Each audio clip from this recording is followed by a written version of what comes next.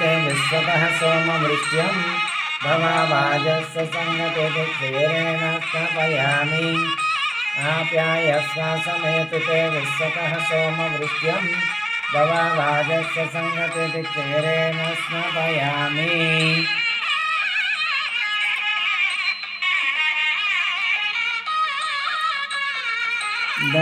दधिक्रावण्णाकार्षं ज्येष्ठरसवाजिनः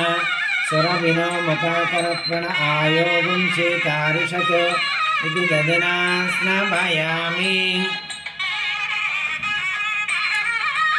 शुक्रमसि ज्योतिरसि तेजोसि देवो वः सवितोत्पन्ना त्वच्चद्रेण पवित्रेण वः सूर्यस्य रश्मिभिः इति आद्येन स्नापयामि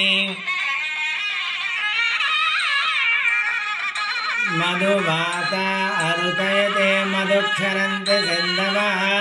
मादीर्घसन्तोषधीः मधुनक्तामुतोषसि मधुमत्पारजगं रजः मधुद्यौरस्तु नः पिता मधुमानो वनस्पतिर्मधुमागुम् अस्तु सूर्यः मादीर्घावो भवन्तु नः इति मधुना स्नापयामि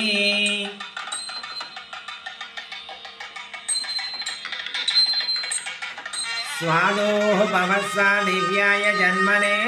स्वादोरिन्द्राय सोहवेतु नाम्ने स्वादुर्मित्राय वरुणाय वायवे बृहस्पतिये मधुमागुं मदाभ्यः इति शर्करेण स्नापयामि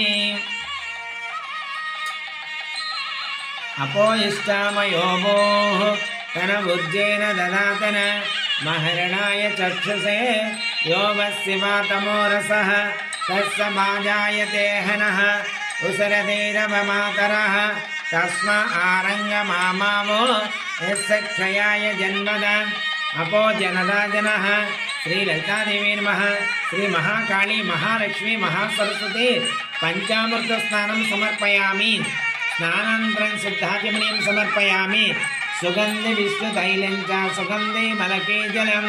देहसौन्दर्यबीजं च गृहीतां श्रीहरिप्रिये श्रीललितादेवी नमः श्रीमहाकाली महालक्ष्मी महासरस्वती पञ्चामृतस्नानं समर्पयामि स्नानानन्तरं शुद्धाचमनीं समर्पयामि।